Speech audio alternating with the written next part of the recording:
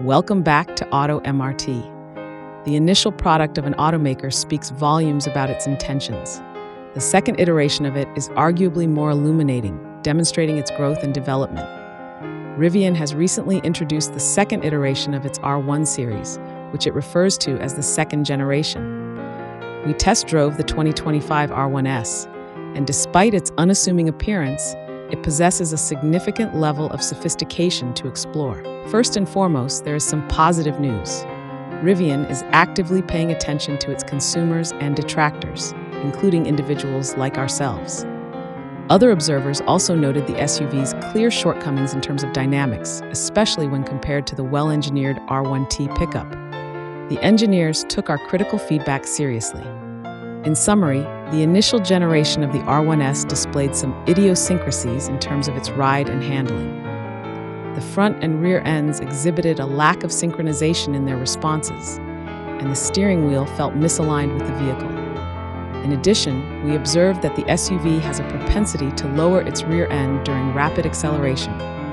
Executive editor Casey Colwell compared this behavior as a speedboat gradually rising out of the water. The nose-to-the-sky launches, which were proven at a drag strip, have been eliminated due to the installation of stiffer rear springs. Additionally, the roll control upgrades have greatly reduced head toss. The entire vehicle now operates as a cohesive one, with the steering wheel input directly influencing the response of the chassis. Indeed, however, your purpose for being here is to obtain substantial numerical values, correct? There is an abundant availability of them. The dual motor arrangement remains unaltered, employing a motor at each axle, with a total power output of 533 horsepower and a torque of 610 pound-feet. The dual motor performance specification operates on identical hardware, but has modified software to provide 665 horsepower and 829 pound-feet of torque. These vehicles can be distinguished by their silver brake calipers and black logo outlines, which are subtly noticeable. Rational individuals would conclude at that point, but we will proceed further.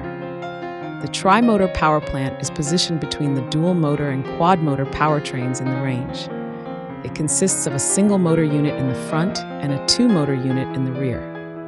The tri-motor generates more power than the previous quad motor, with an impressive output of 850 horsepower and 1,103 pound-feet of torque. The tri-model is equipped with yellow calipers and badge outlines, which were formerly exclusive to the quad motor vehicles, a detail that EV enthusiasts would likely be aware of. The task is yet incomplete. The quad motor achieves a power output of 1,025 horsepower and a torque of 1,198 pound-feet, which is distributed evenly among its four motors. We believe the 5-horsepower edge over the Tesla Model X Plaid is not a coincidence.